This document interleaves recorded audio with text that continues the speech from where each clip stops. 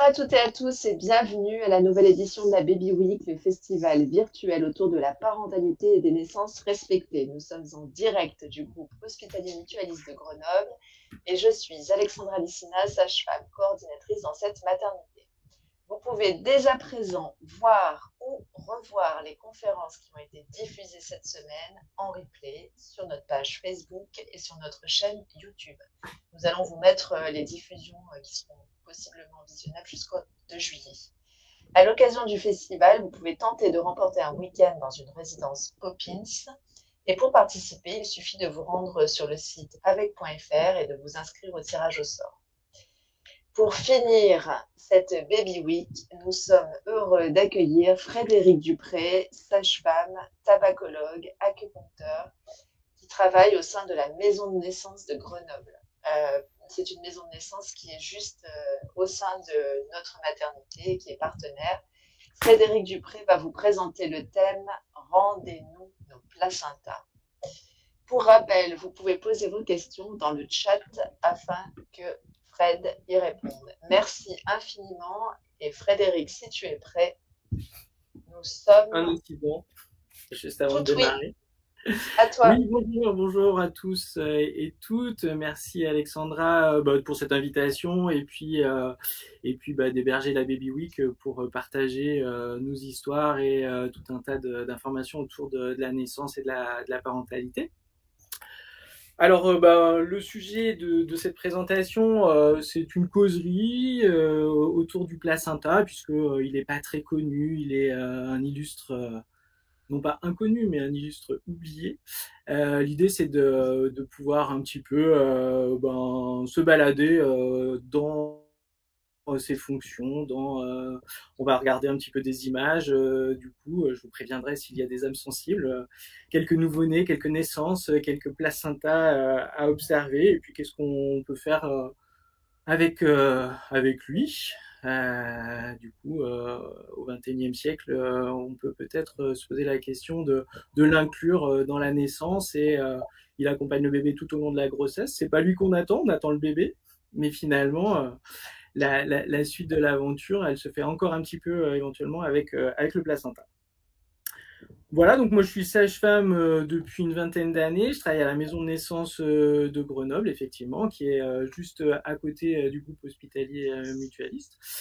Je suis dans les locaux, comme ça, même si c'est pas très loin, ça donne un deuxième point de vue. Donc vous avez quelques faire-part juste derrière. Et puis je vais vous proposer de regarder quelques images et à mesure que je raconterai un petit peu ce que j'ai prévu. Il y a donc quelques illustrations de placenta et d'autres choses. Et puis je ne sais pas comment vous avez fonctionné jusque-là, mais s'il y a des interventions, des questions, Alexandra, tu me diras. Oui, je te les dirai au fur et à mesure, il n'y a pas de souci. Allez, je vais mettre le petit topo qui sont juste des illustrations. Donc le temps que je démarre.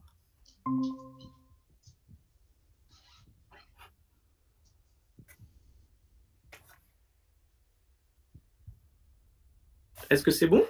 Parce que j'ai plus le Oui, retour. oui, Ouais. c'est parfait. Ouais. Ok. Alors voilà, j'avais trouvé un titre et après il a fallu que je meuble pour faire la causerie.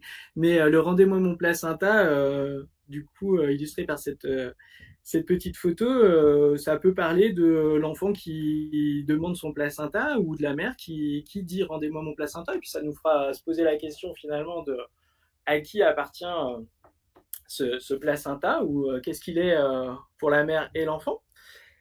Et donc, du coup, je vous propose de voyager un petit peu dans cette histoire de la naissance et du placenta qui va avec l'enfant, qui va avec l'accouchement et qui va un petit peu avec les suites.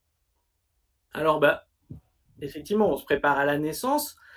On attend le bébé. Je vous montre quelques photos là de naissance toute fraîche du coup. Et finalement, le clou du spectacle, c'est la sortie de l'enfant, l'accueil de l'enfant, la connaissance du bébé.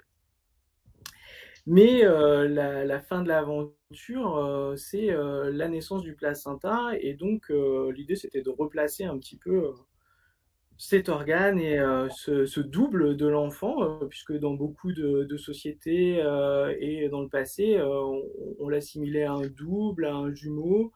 En tout cas, il était encore très présent dans la France des campagnes et dans plein d'autres sociétés.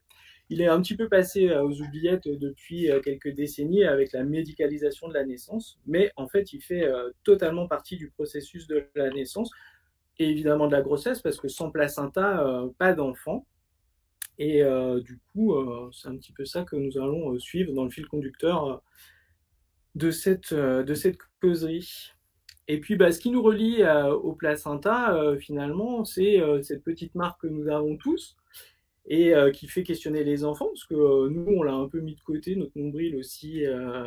Peut-être certains l'ont honoré d'un bijou, d'un tatouage, mais pour la plupart des gens, il est là sans être là. Et finalement, c'est ça le fil conducteur qui nous relie à notre placenta et à notre période intra-utérine, à la vie de fœtus dans nos os, dans l'utérus de notre mère.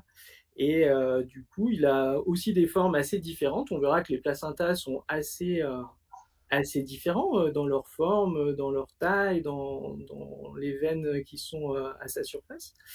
Mais on peut remarquer que aussi le nombril est quelque chose d'assez variable et d'assez différent d'une personne à l'autre. Et donc, au bout de ce nombril, tout a commencé avec la vie fœtale et puis à la naissance, je vais vous montrer quelques photos de bébés complets, entre guillemets, c'est-à-dire de bébés avec leur cordon et leur placenta encore dans leur unité. Et du coup, on a tous, à un moment ou à un autre, été au monde avec ce placenta encore là, avec le cordon qui chemine, et on peut imaginer que tout ce petit monde était bien rangé dans l'utérus avec les membranes, avec le liquide amniotique. Et puis là, bah, du coup, vous avez un bébé qui est complet avec son placenta qui est encore accroché. On voit bien sur les différentes photos un joli bébé dodu, tout frais, parce qu'il a quelques heures en fait. Il est né 2-3 heures avant. Il va sûrement bientôt être séparé de son cordon, enfin du placenta, mais pour l'instant, il est encore dans toute son unité. Et on le voit assez tranquille. Il a déjà tété, il a déjà ses doigts qui bougent. Sur la photo en haut à gauche, il peut déjà reprendre la tétée de son doigt. Et enfin, nous avons là une image qui, moi, avec 20 ans je suis sage-femme depuis un petit peu plus de 20 ans, finalement, j'avais jamais vu de bébé comme ça avant de travailler à la maison de naissance. Parce que dans les habitudes et dans les façons de faire, on a souvent séparé le placenta et le bébé en coupant le cordon assez plus ou moins rapidement. Et finalement, c'est quelque chose que j'ai découvert assez tardivement du fait de la pratique à la maison de naissance. Et je me suis un jour assis en me disant, ah, mais il m'a fallu 15 ans pour voir ça et de me rendre compte que finalement c'était ça la vraie vie ou la physiologie d'un bébé qui naît si on ne fait pas d'intervention autour de sa mère, autour de sa naissance et autour de la délivrance.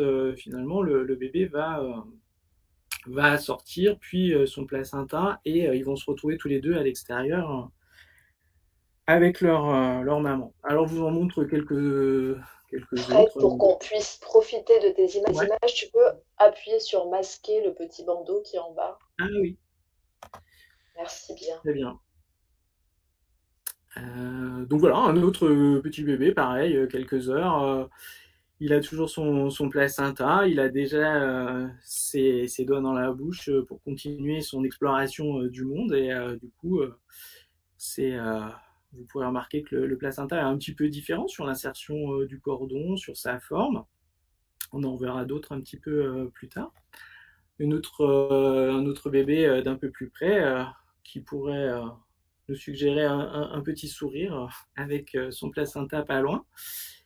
Et puis je vous en vous en montre un dernier. Là, si vous avez la belle vue sur le placenta, on voit à la fois le cordon, son implantation, et puis les vaisseaux de toute la face. Donc on dit la face fétale, c'est la partie qui était dans l'œuf et qui était du côté du bébé. C'est le côté qui est en face de, enfin qui est comment dire, oui, dans l'œuf. En face du bébé. Ouais, en face du bébé, je me répète. On verra l'autre face à un autre moment. Un dernier petit bébé pour vous familiariser avec ces images. Le cordon qui laisse un petit peu de distance pour pouvoir, une fois que le bébé est sorti et que le placenta n'est pas encore, pour pouvoir être avec sa maman, notamment en peau à peau. Alors le placenta et le reste, on parle des annexes, il y a le cordon, le liquide, les membranes. On a tous entendu des histoires au moins de cordon, peut-être de perte des os, de liquide amniotique et de membranes. Et un beau jour, Alexandre a dit que je pratiquais un petit peu l'acupuncture et je vous ai mis un petit symbole qui est l'idéogramme de placenta en chinois. Et comme c'est un idéogramme, vous avez peut-être déjà l'impression de voir une galette à gauche, quelque chose d'un petit peu épais, et puis sur la droite, un lien entre cette galette et puis quelque chose qui ressemble à un fœtus, un petit bébé, la tête en haut, les jambes qui sont repliées. Et donc l'idéogramme chinois est assez remarquable puisque on voit bien qu'il parle à la fois de l'unité, alors en sciences ou en médecine, on parle de l'unité fœto-placentaire, mais du coup, l'idéogramme chinois qui a quelques centaines d'années, ou si ce n'est 2 ou 3 milliers, avait déjà une belle observation de la chose, et l'idéogramme est assez intéressant à observer. Il a fallu aussi pour moi quelques années de dire « Ah, mais ces idéogrammes veulent toujours représenter et parlent de la chose ». Et c'était aussi une découverte à la fois du placenta sous un nouveau jour et de cet idéogramme que j'ai un peu découvert en même temps que je me suis plus intéressé au placenta ces dernières années. Alors l'œuf, il commence dès la rencontre du spermatozoïde et de l'ovule. Et moi, je me lasse jamais de ces photos au microscope qui ont attrapé le début de la vie. Et ce qu'on sait, c'est que la rencontre des deux gamètes va produire assez rapidement des divisions, et que dans ces divisions, dès le deuxième jour, il y a déjà des cellules qui vont se spécialiser, parce que l'œuf, il voyage quelques jours en autonomie. Comme tous les œufs, il y a un peu des réserves pour les divisions et pour les premiers jours de la vie. Mais très vite, l'embryon humain, et chez les mammifères, va avoir besoin à la fois de s'implanter, de nidifier, et de trouver des sources d'énergie un peu plus importantes pour continuer son développement et sa vie dans le ventre de sa mère. Alors, je vous signale un podcast sur France Inter qui s'appelle In Utero. Peut-être vous en avez entendu parler pendant cette semaine, où il a déjà été cité. En tout cas, il est de ce printemps, et il relate un petit peu des aspects de la vie intra-utérine et aussi pas mal de la sensorialité des fœtus.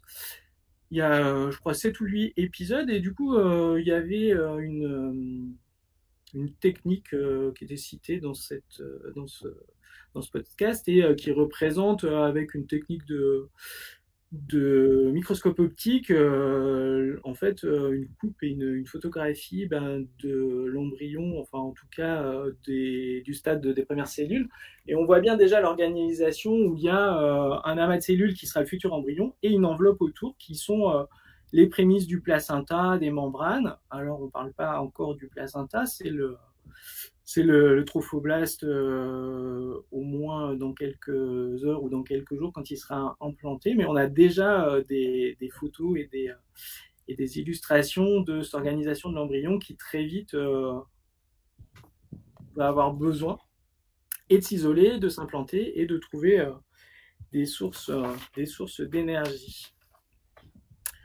Alors dans les livres, on voit ça. Alors c'est un petit peu compliqué, mais du coup, on est capable de décrire assez précisément toutes les étapes de l'implantation, de la nidification.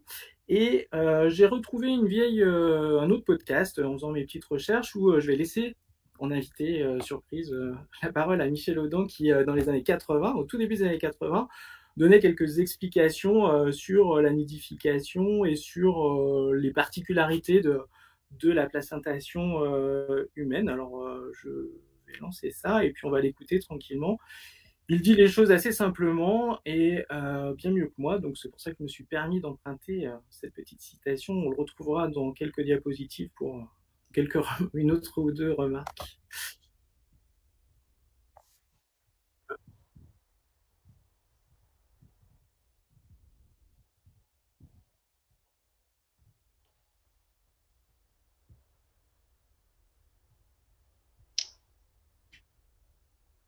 On n'entend pas Fred. Tu l'as lancé? Non. C'est bon? Ouais, mais avec le son. Non, ça marche pas. Mais déjà tout à l'heure avec Dr Renner, ça fonctionnait pas. Bah écoute, il va falloir que tu la dises toi, hein, cette phrase. Ok. Eh ben, c'est dommage. Parce que là, c'était quoi? C'était juste un vocal, il n'y avait pas de. Oui, C'était c'est ça. juste un Ouais. audio. Ok. Ouais. Après, j'ai une Bon, bah, vidéo, mais écoute, je suis si ça sûre que tu marche. la connais. Alors, en Vas-y, fait, je t'en prie, il t'écoute. racontait, il racontait un petit peu mais bien mieux que moi, ce que je venais de vous dire là sur le besoin de l'embryon de trouver l'emplacement dans l'utérus et puis de vite mettre ses petits crampons pour. Il n'a pas des réserves d'énergie très importantes et donc la placentation est une façon d'optimiser la croissance et le développement de l'embryon. Et alors, du coup, il décrivait un petit peu la particularité chez les mammifères que en fait le placenta et encore plus chez les hominidés que le placenta avait vraiment une, une proximité, une intimité avec la muqueuse de l'utérus qui en faisait la particularité pour avoir justement le maximum d'apport énergétique en nutriments, en oxygène, et puis pour pouvoir aussi emporter les déchets de fonctionnement de l'embryon et puis du fœtus. Et il donnait deux particularités, c'est que le placenta humain, il permettait, ce qui n'est pas le cas chez les autres mammifères, c'est une avancée chez les hominidés, qui permettait en fait le passage d'un certain nombre d'anticorps, ce qui n'était pas le cas dans d'autres mammifères, et ce qui permettait que le fœtus ait déjà l'immunité de sa mère, et que du coup, il explique que le colostrum, une fois que le bébé est né, est important parce qu'il est riche en éléments protecteurs et l'immunité, mais moins que dans certaines autres espèces de mammifères, parce qu'il y avait déjà un transfert prénatal des compétences maternelles en termes de se défendre contre des virus, contre des bactéries, etc. Et donc ça, c'était une particularité et de la placentation humaine et du nouveau-né humain. Et puis, quelque chose que j'ai appris, que j'avais pas appris pendant les études, mais que j'ai appris là récemment en faisant ces petites recherches, que finalement cette intimité de la placentation, le syncytiotrophoblaste qui va fusionner avec la muqueuse utérine et qui va donner cette proximité si importante chez les mammifères, en fait c'était une avancée qui était due à l'incorporation d'un virus et qu'on retrouve l'ADN ou l'ADN de ces virus dans nos gènes et que en fait ça code pour des protéines qui s'appellent des syncytines et qui permettent la fusion assez importante, optimale pour la nutrition du fœtus, mais du coup que c'était une avancée un petit peu par hasard du fait d'un virus qui nous a envahi à une certaine époque, comme quoi le parallèle avec la pandémie, tout n'est pas toujours mauvais dans ce qui nous arrive et que parfois nous pouvons en trouver des intérêts ou des bénéfices. Et donc c'est des choses qui maintenant sont décrites d'un point de vue scientifique sur cette placentation particulièrement efficace et intime entre le placenta et l'utérus. Alors avant de faire des coupes au microscope optique et puis de faire des dessins dans les cahiers d'embryologie, Léonard de Vinci avait déjà fait quelques croquis. J'ai retrouvé celui-là qui est assez connu, mais du coup, j'ai pas vraiment trouvé de détails sur le placenta. On voit bien le fœtus, le cordon, et on devine le placenta à la base, mais du coup, du microscope au virus et à Léonard, il y a 500 ans, mais il y avait déjà des évocations qui sont un petit peu plus anciennes. Et puis, ben, si vous avez participé à des échographies en tant que futur parent ou en tant que professionnel, vous avez eu aussi accès au placenta, au fœtus, bien sûr, parce que c'est lui qu'on regarde beaucoup, mais on regarde les annexes, on regarde le cordon, on regarde le liquide amniotique. Et si je déplace ma flèche, est-ce qu'on la voit? Oui, oui, oui, Ouais. on la voit. Alors, juste Oui. pour donner plus d'indications, les échographies, c'est assez intéressant. On peut voir à peu près tout ce qu'on veut. C'est comme dans les nuages.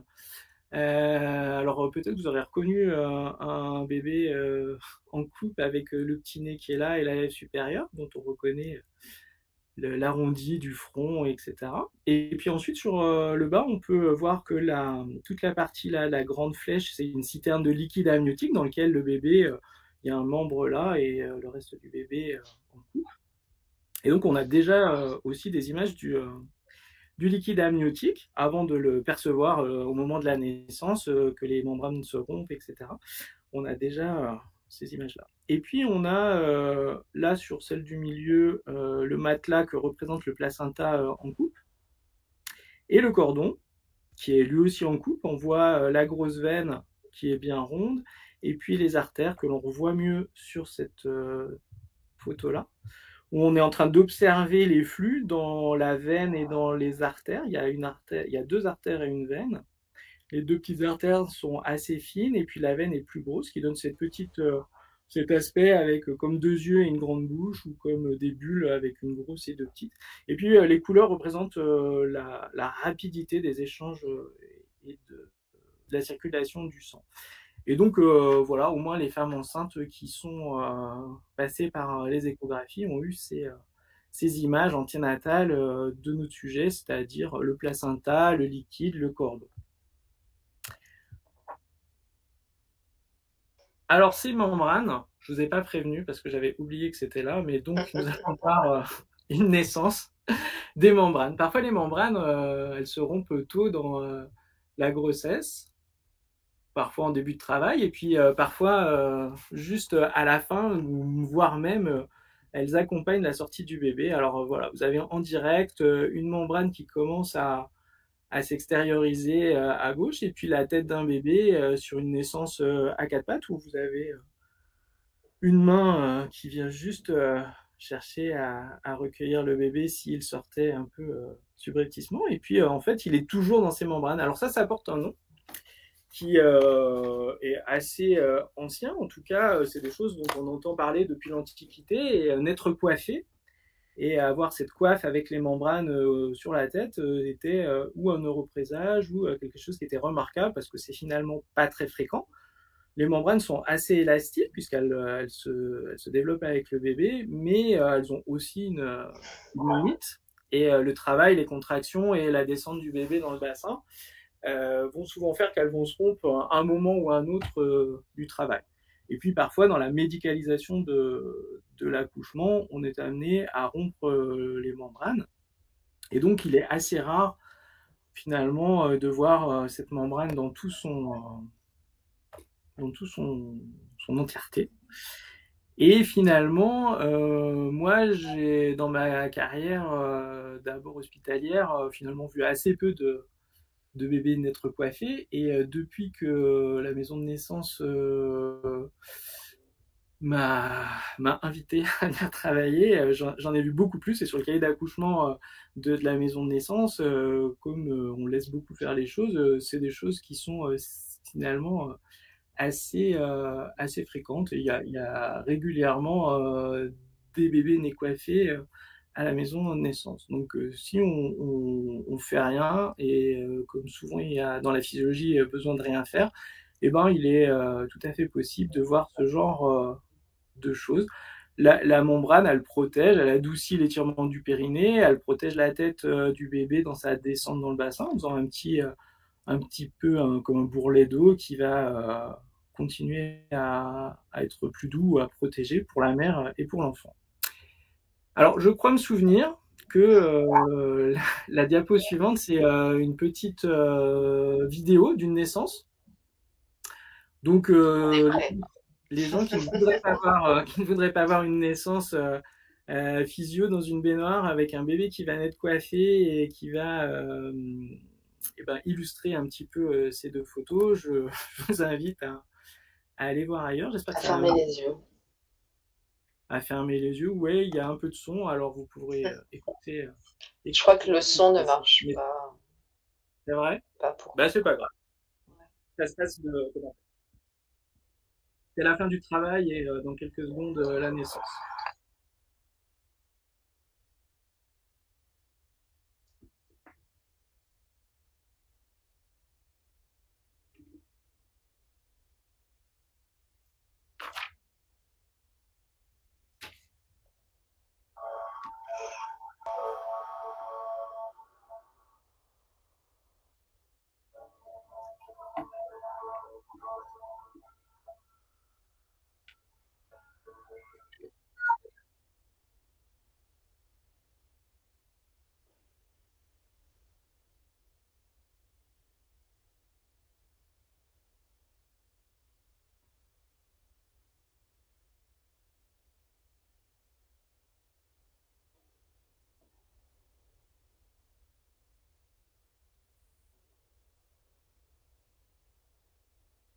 Ah oui, on voit bien les membranes.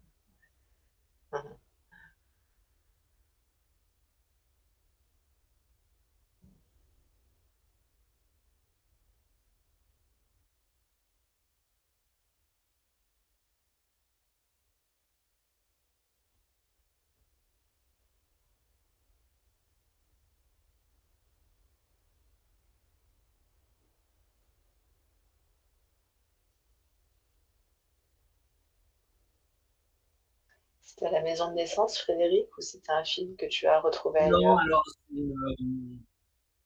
c'est une vidéo que j'ai récupérée sur Internet, qui ne m'appartient pas et que j'ai trouvée assez remarquable et qui n'est pas de la maison. Elle est très belle. Ouais. Alors, il faut encore quelques secondes parce que là, il est en train de se passer des choses importantes pour le bébé et pour le placenta et pour la mère. Et puis ensuite, je reprendrai la parole.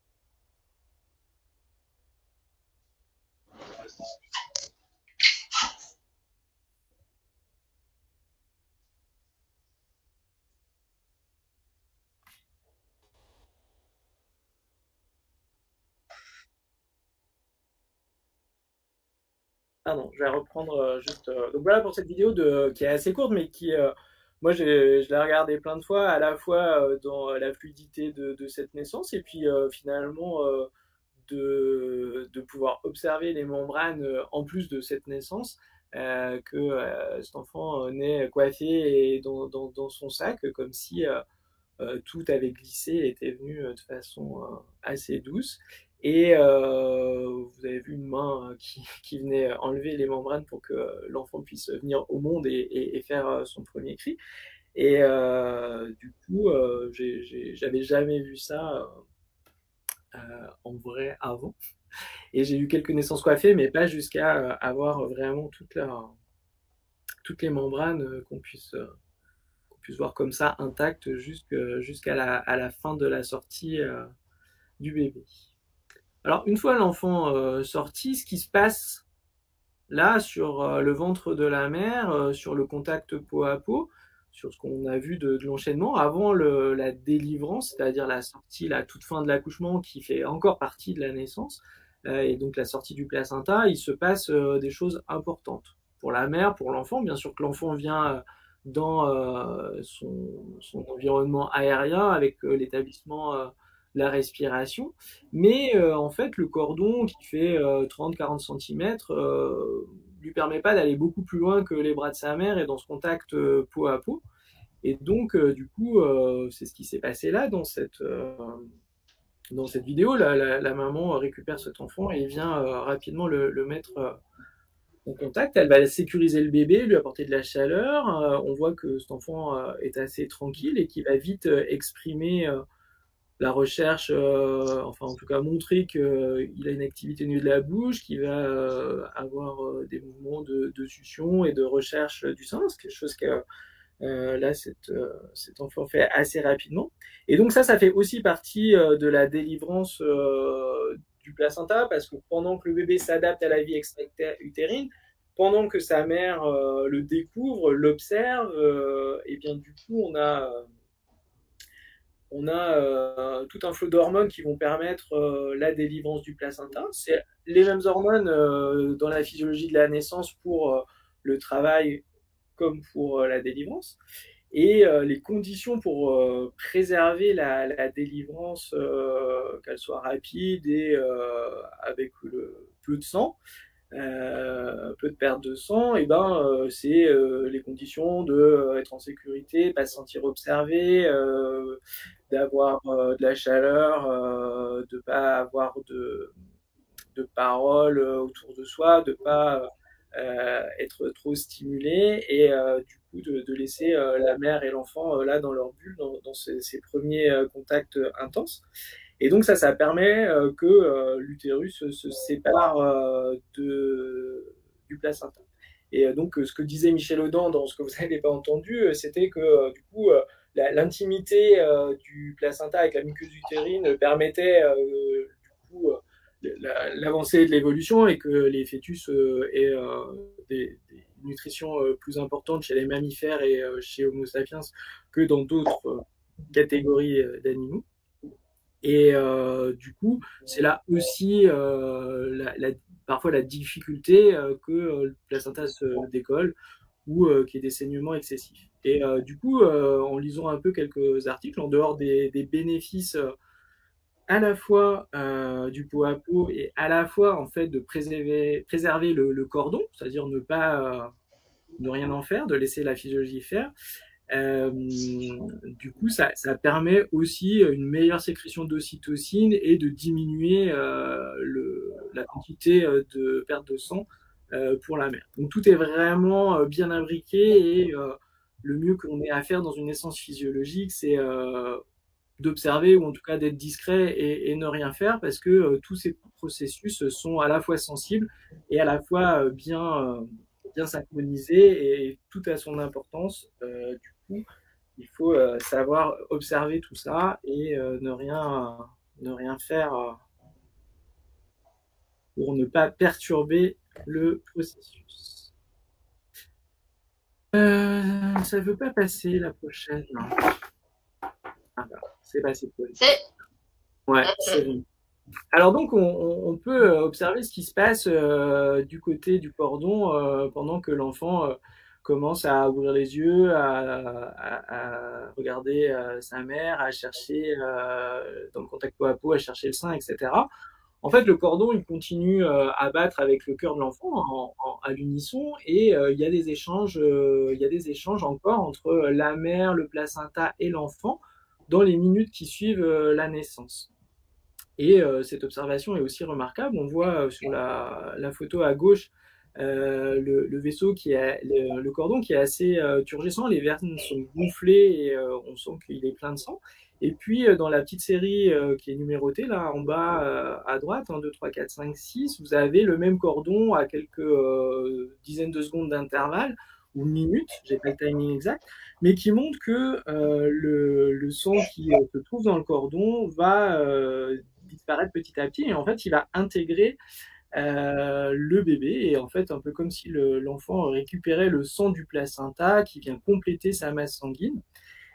Et d'observations et d'études récentes, même si on pouvait penser que tout cela avait un sens dans la physiologie, c'est-à-dire que le fait que le placenta et le cordon restent battre quelques minutes, et ben, c'était sûrement d'une certaine utilité. Et ben, on montre ça, c'est-à-dire que le fait de préserver le cordon pendant 1 minute, 3 minutes, 5 minutes, éventuellement d'attendre qu'il cesse de battre, ce qui serait le moment optimal pour peut-être s'intéresser au cordon, et ben, c'était bénéfique à l'enfant parce qu'il va augmenter sa masse sanguine, ça va lui permettre de mieux s'adapter à une bonne oxygénation dans la vie aérienne, d'avoir une réserve en fer pour les semaines qui vont suivre. Il y a tout un tas de bénéfices, et y compris chez les enfants qui ne naissent pas à terme, il y a aussi des effets protecteurs d'avoir un clampage retardé du cordon, et notamment sur les complications de la prématurité. Donc la science a remis son nez à la fois chez les prématurés, et puis à la fois apporté des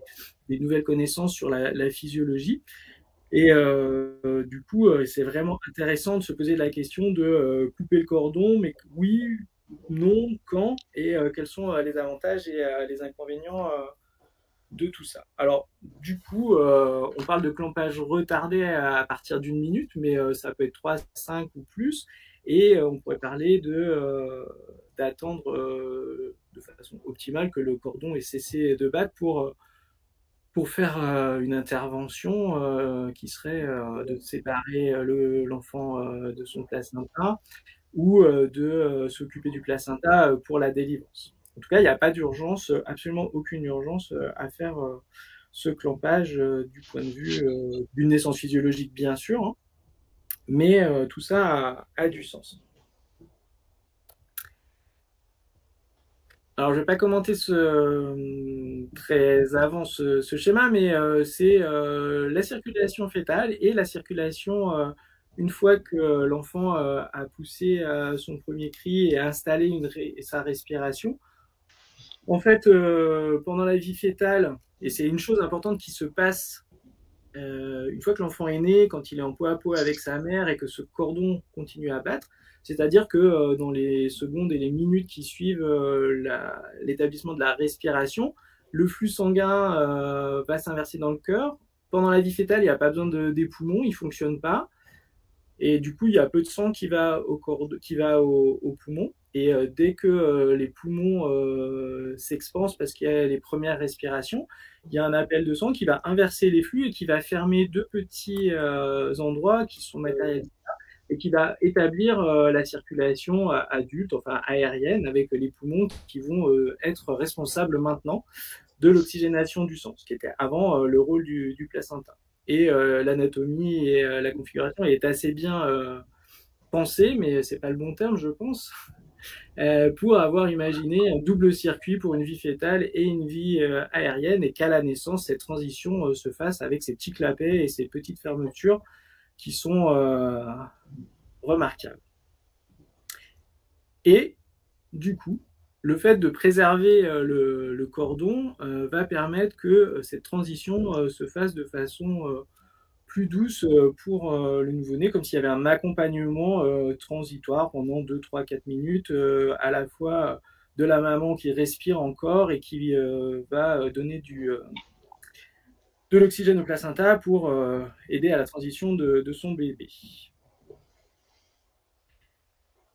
Et puis du coup, j'ai découvert par hasard, j'ai mis à côté ces trois images. Vous avez à gauche un placenta avec son organisation en disque là, et le cordon qui vient nourrir le bébé, des vaisseaux qui plongent sur la face fœtale et qui viennent créer une surface d'échange assez importante avec la mère. Et finalement, une fois que le placenta ne fait plus son boulot dans la phase, une fois l'accouchement fait, la naissance arrivée, le poumon prend le relais pour l'oxygénation. C'était un des rôles du placenta pendant la vie intra-utérine. Et il y a quand même une petite symétrie ou analogie de forme avec la trachée et puis les bronches qui vont plonger et se ramifier. Et donc, c'est la prise de relais du placenta avec un organe qui finalement lui ressemble un petit peu.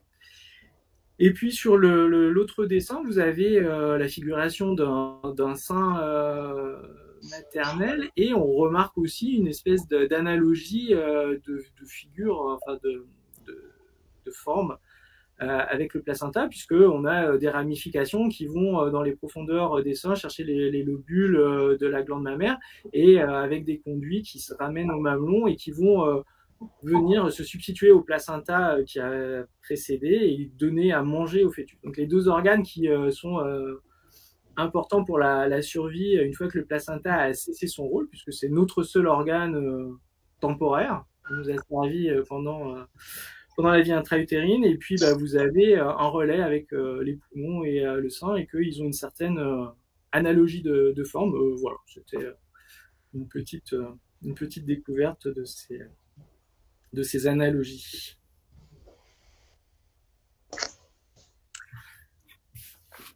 Alors, on n'a pas encore parlé on a parlé ici du timing éventuellement de clamper le cordon, c'est-à-dire interrompre la circulation, mais finalement, il est possible d'attendre la délivrance et que le placenta suive, puisque c'est le troisième temps ou le dernier temps de la naissance. Il y a une naissance du placenta qu'on appelle aussi la délivrance, et du coup, et bien, ce temps-là, alors, je sais pas si ça va marcher. Je me lance. J'avais une autre vidéo d'une naissance et le temps du placenta. Alors, du coup, Alexandra, je vais la lancer. Tu me dis juste si elles sont, parce que là, c'est une vidéo. Oui.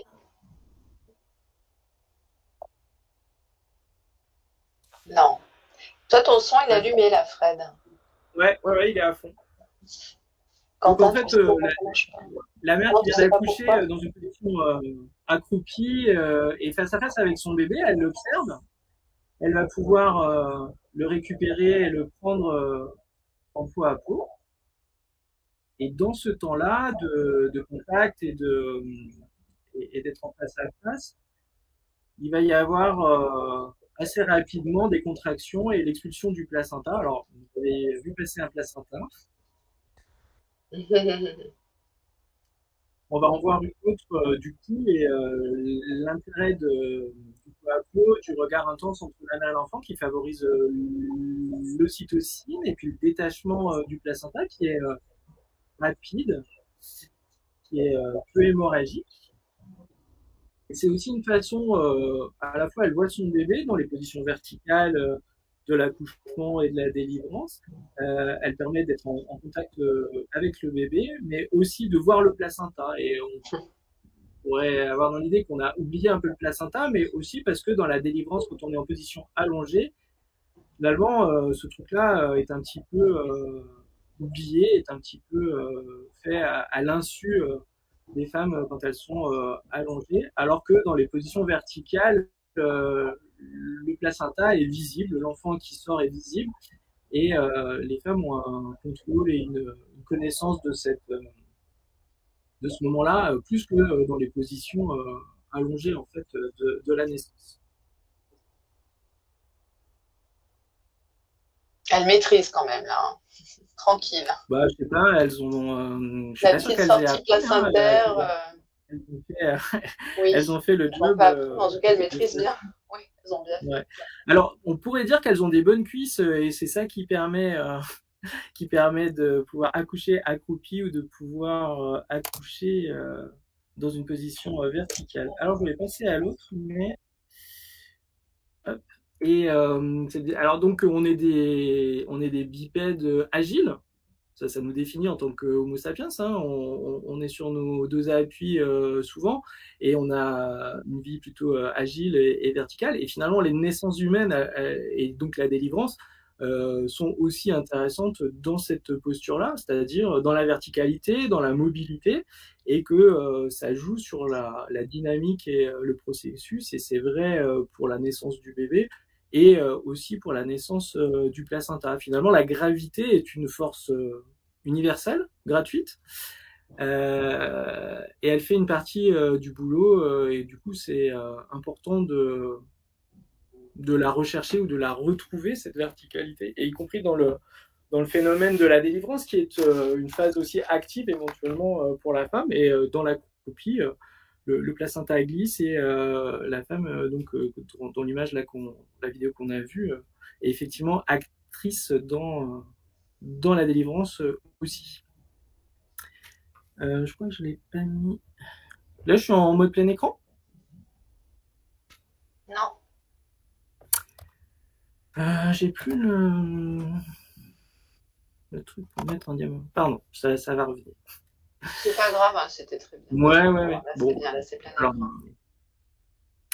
Et donc, finalement, sur la petite vidéo qu'on avait avant de la délivrance, le bébé avait été vraisemblablement séparé de son placenta, mais il est possible que la délivrance ait lieu, c'est-à-dire que les puissantes contractions de l'utérus, la verticalité éjectent le placenta et les membranes, et que le placenta soit encore attaché au bébé, et ça donne les photos qu'on a vues au tout début de ces nouveau-nés tout à côté de leur placenta, et qui finalement étaient encore dans leur unité de leur vie intra-utérine, en tout cas qui étaient encore accompagnés par leur placenta. Alors forcément, va se poser la question de que devient ce placenta, qu'est-ce qu'il faut faire du cordon, et on a déjà un petit peu discuté des intérêts d'un clampage retardé, et clampage, ça veut dire juste serrer ou interrompre la circulation avec une pince ou avec un lien.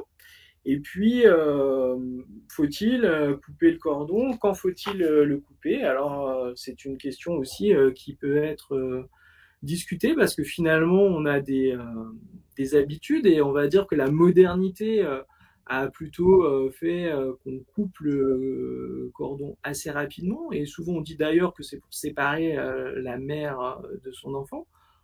Or, en vrai, si on attend que le placenta soit sorti, quand on coupe le cordon, on ne fait que séparer l'enfant de son placenta.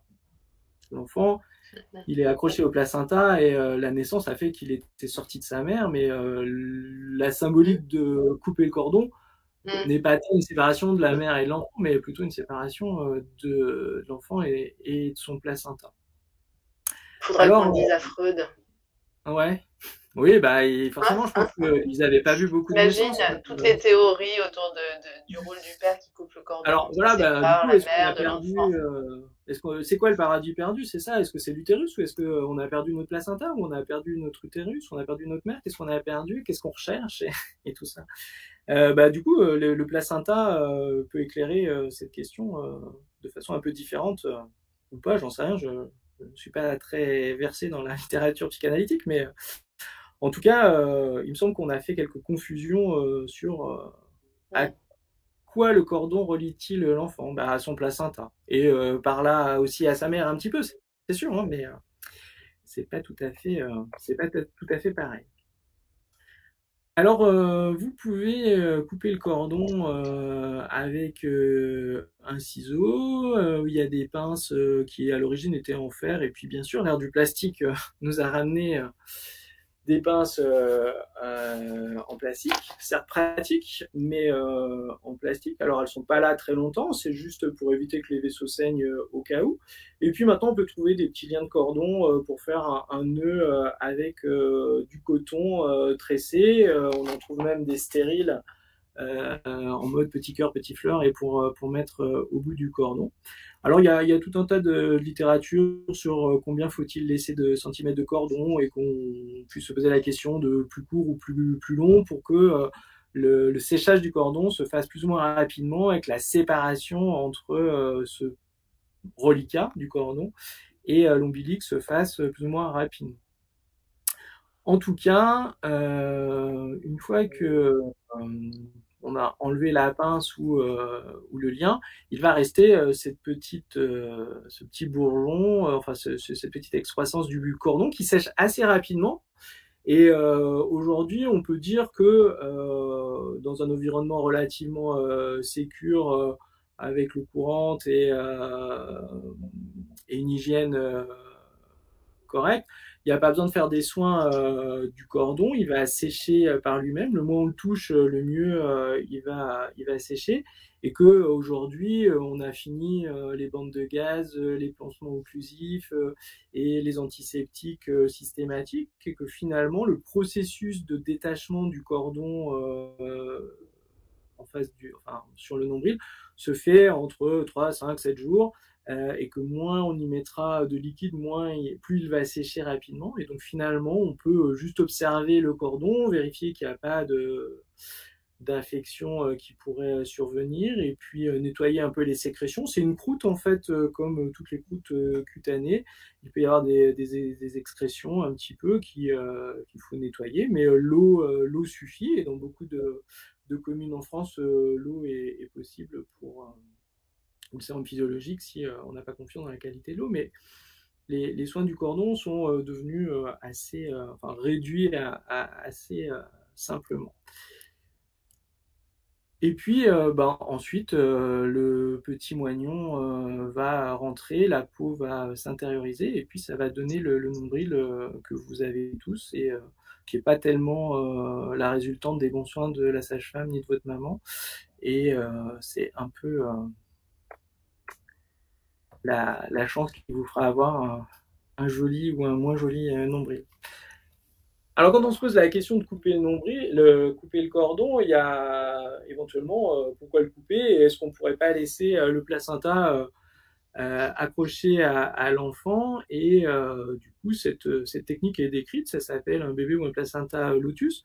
Peut-être que vous êtes au fait de cela. Moi, à la maison de naissance, j'en ai pas vu tant que ça, peut-être 2 ou 3 dont les parents avaient souhaité attendre que le cordon sèche et se détache de lui-même sans avoir à mettre une pince, un lien, et donc attendre que le processus se fasse tout seul. Alors, dans un premier temps, le placenta est relativement ramolli, le cordon est encore assez rempli d'une petite gelée qui est assez aqueuse, mais assez rapidement, tout cela va se dessécher. Alors, le rituel, quand on fait un placenta ou un bébé lotus, c'est donc de conserver le placenta à proximité du bébé.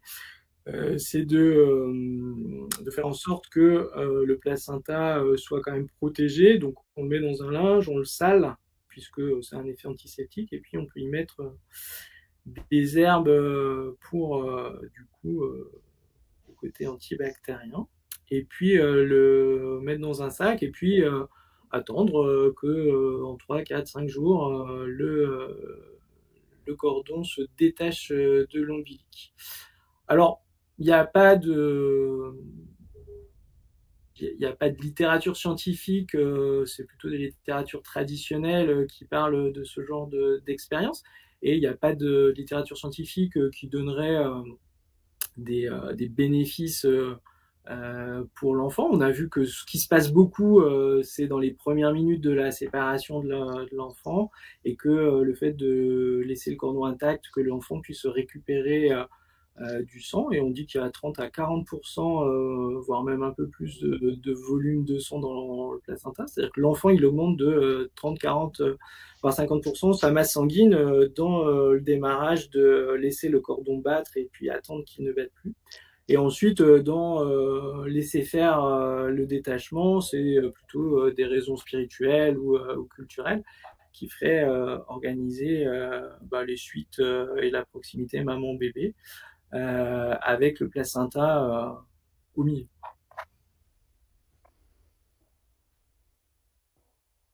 Donc si on l'a détaché, on va se retrouver avec cette petite masse de chair, le cordon et le placenta. Parfois, on peut observer les membranes qui sont encore là, le sac dans lequel était l'enfant, et c'est déjà difficile d'imaginer que tout ce petit monde, le placenta, la membrane, le liquide, l'enfant était bien rangé là-dedans, et il y a quelques dizaines de minutes aussi dans l'utérus maternel, mais pourtant c'était bien comme ça que c'était.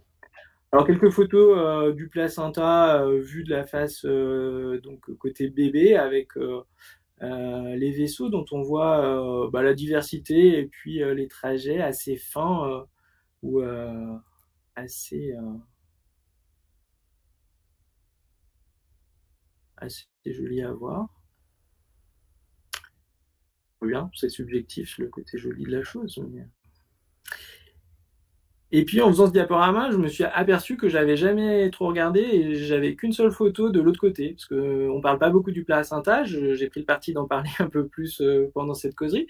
Et puis arrivé à un moment, je me suis dit ah mais qu'est-ce qu'on fait de l'autre côté? Alors voilà, j'avais quand même une photo de l'autre côté et c'est moins fin, on peut dire ça comme ça, mais c'est la partie importante parce que les sages-femmes qui sont intéressées à la délivrance quand elles sont à un accouchement pour vérifier que tout est bien présent, qu'il ne reste pas de bout de placenta à l'intérieur de l'utérus, vont regarder bien sûr les membranes, bien sûr la phase fœtale, bien sûr le cordon, mais aussi toute cette partie qui sont les cotylédons. On voit qu'il y a différentes petites unités rondes et du coup ça correspond à la face maternelle, celle qui est imbriquée et collée dans la muqueuse utérine, mais effectivement la finesse par rapport au vaisseau et à la face fœtale est, est moins importante. Alors voilà quelques exemples galanés ici ou là de formes, notamment pour les vaisseaux, et c'est vrai que c'est toujours assez intéressant de se dire ah bah oui, ça ressemble à des racines, ça ressemble à un arbre. En tout cas, on peut, comme pour les nuages, imaginer tout un tas de choses. Et ben, ça pose la question de, en dehors du bébé lotus, c'est-à-dire le cordon et le placenta qui restent collés, accrochés au bébé, de qu'est-ce qu'on peut faire, ou que faut-il faire, ou que va-t-il se passer pour le placenta. Et bah, du coup, des souvenirs, voilà, c'est ça, c'est le titre. On peut faire des souvenirs. Finalement, quand le placenta est sorti, qu'il est complet, notre tradition à la fois de couper rapidement le cordon et de en fait se débarrasser du placenta, puisqu'il est considéré comme un déchet dès lors que l'accouchement a eu lieu. Le placenta à l'hôpital, dans les structures hospitalières, est considéré comme un déchet et il a un circuit particulier qui est réglementaire. Et normalement, enfin, la loi dit qu'il appartient ni à la mère ni à l'enfant, alors qu'il appartient beaucoup à l'enfant, un peu à la mère. Hein, c'est une fusion et qu'il y a à la fois beaucoup de cellules qui appartiennent à l'enfant et puis un petit peu la partie qui, qui de la caduque qui tombe de la muqueuse utérine. Mais voilà, le droit, en tout cas en France, hein, c'est pas le cas dans d'autres pays, le droit en France dit que le placenta est un déchet et qu'il n'appartient pas ni à la mère ni à l'enfant. Alors, ok, quand on a dit ça, soit on se conforme à la loi, et si on veut emporter un souvenir pour soi ou pour l'enfant du placenta, parce que l'organe est intéressant, parce que il vous aura intéressé, il vous aura émerveillé, ou vous aurez découvert les multiples formes du placenta, et ben, on peut faire des photos, hein, on en a vu quelques-unes avant, et puis on peut faire des empreintes. On va voir ça tout de suite après. Certains font des moulages, ça nécessite un petit peu plus de matos. Et puis des objets, on peut prendre le cordon pour le faire sécher et faire des petits objets comme un attrape-rêve, par exemple. Certains font des cérémonies pour du coup dire au revoir au placenta et un rituel autour de ce placenta. Dans beaucoup de peuples et beaucoup de traditions, le placenta faisait l'objet de rituels qui étaient systématiques. Et par exemple, l'enfouissement sur une parcelle appartenant à la ou l'enfouir sous un arbre, c'est des choses qu'on retrouve encore de façon assez active, par exemple en Polynésie et dans d'autres pays où la symbolique et les rituels sont encore très présents. Et finalement, l'ère moderne et la médicalisation de la naissance a un petit peu coupé et mis de la distance avec ces rituels-là. Et finalement, observer le placenta, faire une empreinte ou en garder un morceau pourrait renouer avec cela. Et je vais vous parler un petit peu des empreintes parce que finalement, si on veut rester... voilà, alors ça c'était, pardon, avant de parler des empreintes, sur un blog d'un couple guyanais assez récemment là, qui avait fait un petit reportage de l'enfouissement du placenta. Et du coup, ça a fait écho aussi dans l'idée de, à chaque naissance, enfouir le placenta, ça fait partie de leur rituel, mais planter un arbre sur une planète qui devient en difficulté et du coup pour aussi participer à renverser la déforestation ou renverser le réchauffement, etc. Ça peut être une symbolique et un rituel dont on peut se saisir, y compris en France, et on peut planter des arbres pour une naissance. Et peut-être qu'il faudra réclamer une loi pour pouvoir planter des arbres et un placenta dessous pour que ce rituel ait du sens et puis participe aussi à nos préoccupations pour les générations futures. Alors je vous passe la petite circulaire qui dit que voilà, le cordon et le placenta n'appartiennent pas aux parents et à la mère et qu'on n'est pas censé le récupérer. Alors si on s'en tient à ça, on peut tout à fait faire des empreintes dans les heures qui suivent, et les empreintes, finalement, c'est quelque chose d'assez simple. Il suffit d'avoir le placenta, une feuille de papier, et puis en mettant un peu de sang dessus, ça nous donne ce genre d'empreinte ou de négatif où on va avoir le cheminement du cordon, les vaisseaux, et pouvoir avoir une représentation de ces racines, ou de ce côté ça ressemble à un arbre. Ils ont fait défiler quelques-uns avec plus ou moins de finesse ou de détails sur les empreintes. Donc ça, c'est des empreintes au sang. Et puis ensuite, le sang est un pigment intéressant. Il est sur place si on l'a. Et puis après, on peut faire, là vous avez le même placenta avec une empreinte au sang et une empreinte à l'encre de Chine, donc un deuxième ancrage avec une petite éponge. Alors avec plus ou moins de détails, quand on passe plusieurs fois, on peut avoir le lacis veineux vraiment très fin, et puis sur l'exemple de droite, c'est plutôt quelque chose, une empreinte nébuleuse à l'encre de Chine. Amener un peu de la couleur, ça c'est le pigment sanguine. Du coup, c'est un pigment ocre qui va donner soit un aspect marron ou un petit peu ocre parfois en fonction de l'oxydation. C'est après un deuxième ou un troisième passage, c'est pas la première empreinte, mais on peut réappliquer une feuille une deuxième, une troisième fois, et ça donne toujours. Alors on peut rajouter de la couleur avec de l'aquarelle. Ça peut donner des effets heureux ou moins heureux en fonction de comment ça se mélange. Et puis, avec un peu d'entraînement, on peut chercher à voir comment ça se mélange, etc. Et parfois, on n'aurait plus trop l'impression que ça ressemble à un placenta, mais un ballon ou à quelque chose d'autre. Mais pourtant, c'est bien des empreintes de placenta. Et puis, si on veut vraiment que ça ressemble à un arbre, on peut maquiller la chose avec un peu d'ocre et puis du vert, et ça peut donner des empreintes plutôt réussies qui ont vraiment l'impression de nous faire, qu'on ait affaire à un arbre de vie. Une petite tentative avec du blanc sur le noir. Enfin bref, vous pouvez voir que c'est assez intéressant et que c'est pas très compliqué à faire. Il suffit, alors je vous donne en deux diapos un peu le placenta, un support. Il suffit d'avoir quelques feuilles A4, alors plutôt d'un grammage élevé, au moins 120 parce que sinon ça abîme la feuille, l'encre ou le sang. Et puis ensuite, on dépose le sang avec la main ou un gant, bien sûr, sur le placenta, et on vient déposer. En fait, vous avez les étapes là. Donc on ancre le placenta au sang ou avec différentes couleurs. C'est bien de faire un gabarit si on veut que ça soit centré. Et puis ensuite, on dépose le placenta, on l'ancre. On vient mettre la feuille sur le placenta, et puis on enlève la feuille, et voilà, premier essai, on voit si ça convient, ou sinon on recommence, et on peut faire plusieurs passages, et puis du coup pour arriver à ce que vous avez vu précédemment. Et donc on peut du coup garder un souvenir. Le sang, alors il va s'estomper avec le temps parce que c'est quelque chose qui est encore vivant.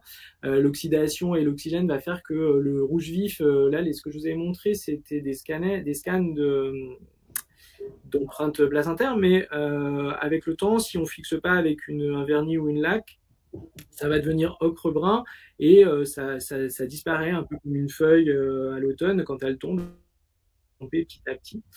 Donc voilà, il faut fixer le sang. Et puis après, les encres et les couleurs, bah, ça tient longtemps. Et puis, bah, on peut rechercher à en faire des objets, enfin, les encadrer, et que commence à avoir des faire-part avec le placenta sur le faire-part. Ça peut être une idée. Et là, vous avez une petite série en couleur avec plein de formes et plein de voilà, quelques objets, des placentas encadrés, la petite production de marque-page de la maison de naissance avec quelques illustrations de placenta. On pourrait faire une tasse, on pourrait faire une médaille, enfin bref, le libre cours à votre imagination si voilà, le fait de retrouver un rituel ou de s'intéresser au placenta vous aura intéressé ou convaincu. J'ai encore un peu de temps, Alexandra, ou Oui, tu peux y aller. Bah non, si c'est fini, c'est fini. Hop, 3 minutes. Sur un sujet, sur le dernier sujet. Ouais. Alors, faut-il manger son placenta? C'est pour nous mettre en appétit avant l'apéro. Il est l'heure de l'apéro et donc ça peut faire partie de notre conversation. Comment accommoder le placenta et la question de la placentophagie qui semblait reléguée dans les études anthropologiques, savoir si les peuples premiers mangeaient encore leur placenta ou pas, est-ce qu'il y avait un tabou là-dessus, etc., est revenu grâce à Kim Kardashian et je ne sais qui d'autre au goût du jour, puisque elles ont mangé leur placenta dans les années 2020 ou 2000, je sais pas combien, quand elles ont accouché, et du coup, la pratique de l'ingestion du placenta, et en tout cas questionne l'imaginaire et éventuellement de comment ferait-on ce truc-là. Alors, il n'y a aucune preuve d'un bénéfice d'un point de vue médical, même si les allégations seraient de dire, ok, ce placenta, il est plein de sang, plein d'hormones, on a dépensé de l'énergie pour le fabriquer. Si on l'ingère, bah, ça sera ça de moins à dépenser ou ça fait un stock de quelque chose. Mais d'un point de vue scientifique, en 2023, sur des femmes en bonne santé qui ont un frigo et de quoi manger, ça a peut-être pas de sens d'un point de vue énergétique. Et puis après, peut-être qu'il se passe d'autres choses que nous n'avons pas, enfin, dont moi j'ai pas l'idée, mais en tout cas, il n'y a pas de, il y a pas d'évidence scientifique sur les bénéfices allégués. Alors, on récupère plus vite, la montée de lait se fait mieux, moins de symptômes de fatigue, moins de symptômes de dépression du postpartum, meilleure cicatrisation, etc. Et dans les recettes, on va trouver à la fois des choses à ingérer et puis parfois des recettes pour faire des médicaments, des baumes, des teintures, etc. Et du coup, il n'y a pas si longtemps que ça, en fait, le placenta humain en Europe faisait partie de la pharmacopée. Et on le trouve encore dans la pharmacopée chinoise, c'est-à-dire que si vous voulez trouver de la poudre et des pilules de placenta autres que de le vôtre, c'est possible. On trouve de ça sur Internet et ça fait partie de la pharmacopée chinoise. Alors pour le manger, on peut prendre une bouchée, on peut l'incorporer dans un smoothie, on peut faire ce que vous voulez. À la fois, c'est pas une pratique qui est recommandée si on a des doutes sur une infection ou sur le fait que le placenta ne soit plus frais. Mais du coup, il y a plein de recettes dans Internet qui transforment le placenta. Mais du coup, encore une fois, vu qu'en France, on n'est pas censé pouvoir avoir le placenta, ça rend plus difficile cette question-là, alors qu'au Québec, au Canada et dans plein d'autres pays, le placenta peut être récupéré par les parents. Mais il y a quand même des mises en garde par les sociétés savantes de faire attention sur l'ingestion, de la conservation, la congélation, le lavage et d'une consommation qui soit sécure.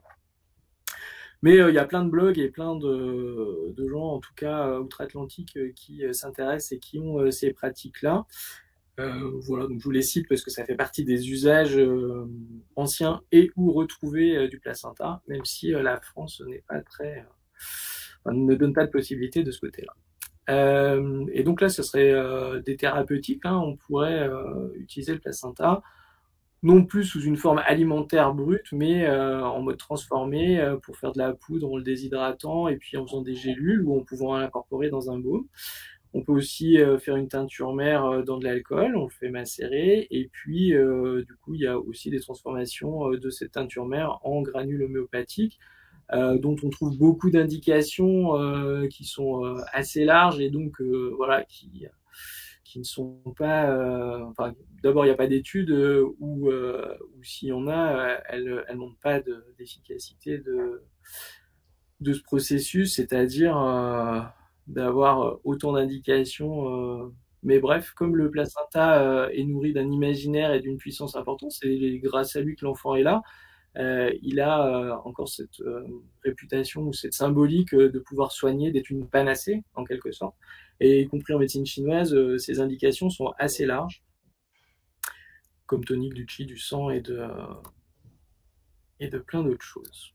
Alors j'en finis avec ça parce que c'est moins dans mon expérience. Je me suis pour l'instant arrêté à faire des empreintes pour les parents qui en souhaitent à la maison de naissance. Et puis il y a là je vous présente vite fait 4 bouquins qui sont en français et qui parlent un petit peu de l'histoire, des rituels, du passé, des transformations, des empreintes, des pratiques du placenta ou du bébé lotus. Et c'est des bouquins que vous pouvez trouver qui sont assez récents, hein. L'engouement ou le retour du placenta commence juste et ils ont été traduits en tout cas ou édités en français ces quelques dernières années.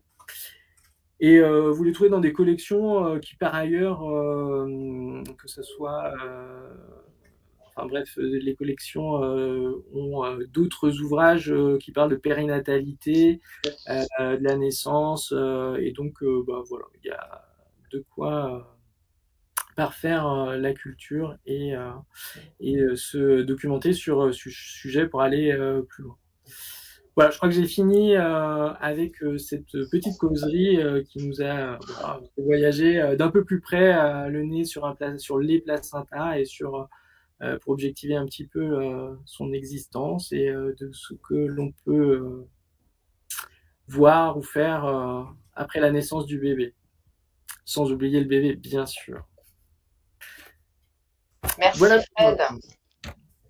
C'était passionnant comme d'habitude avec toi. J'ai toujours oui, alors merci. Merci. C'était je me suis lancé pour cette présentation sur pour la Baby Week, mais je pense qu'il y a effectivement plein de choses à redécouvrir dans le placenta et moi-même j'ai dû quitter ma formation scientifique, mon côté très rationnel pour aller mettre le nez dans des choses qui sont de la coutume ou des croyances et à la fois pour ne pas oublier que ça fait aussi partie de l'aventure humaine et que en dehors des questions scientifiques médicales, il y a aussi besoin d'avoir de la symbolique et donc du coup ça participe aussi un peu à ça et puis ça dit aussi qu'il faut se laisser le temps que dans l'aventure de la physiologie, que ce soit pour l'accouchement et ou pour la délivrance et pour l'adaptation du bébé, d'abord ne rien faire si tout va bien et que le temps est important. Et du coup, tous ces rituels et toute cette façon de faire remettent un peu du temps dans l'observation et l'accompagnement des naissances et de la délivrance. En fait. Alors ça, c'est mon point de vue de sage-femme. Et puis ces empreintes aussi, c'est quand même la symbolique même qu'on a été reliés pendant 9 mois à nos mères. Et c'est pas rien. Et puis, voilà, ça disparaît. Mais c'est vrai qu'avoir une empreinte, oui, ça disparaît et d'avoir l'empreinte, voilà, c'est tellement puissant et fort de pouvoir voir ça et se dire qu'à l'autre bout, il y avait sa mère. Enfin, voilà, pour la symbolique, ça peut être très beau pour ceux qui l'aiment. Donc, un merci, je te remercie Frédéric, mais je voulais surtout remercier toute l'équipe de communication du GHM, donc bien Clélia quand même. Quentin, Clélia, c'est dommage parce que tout le monde est parti. Venez tout avec moi, Marie-Sarah. Parce que donc il y a eu une semaine de live, mais avant c'était quand même des mois de préparation. Donc voilà, merci à tous les intervenants qui ont participé de façon gratuite. Karine la sage-femme, Malika Bonapace, Fred Dupré, Dr Renner, Mouniel Kotni, Camille Véran et bien d'autres. Merci à tous ces gens, leur générosité, leur implication pour toujours faire avancer nos pratiques, ouvrir les consciences. Merci donc à toute cette équipe de communication, à la direction, voilà, à tous ceux qui nous supportent, qui nous soutiennent et qui nous donnent les outils pour avancer. Et puis un grand merci à nos équipes qui sont en haut en train de tenir les mains aux femmes, aux bébés. Pendant que nous, on est là, les autres sont sur le terrain et continuent à faire avancer les choses. Donc, merci à vous tous et j'espère qu'on pourra se retrouver l'année prochaine pour une nouvelle Baby Week. Et en attendant, on se retrouve la semaine prochaine, mercredi, pour le goûter des petits mutins. Nous accueillerons donc à peu près 200 à 300 personnes au sein de la maternité pour faire une fête. Nous recevons en fait les bébés de 2022 et leurs parents pour les retrouver. Belle fin de soirée, bon week-end et je vous souhaite vraiment le meilleur pour le futur. À bientôt. Bravo, merci. Merci Fred. Merci, à bientôt.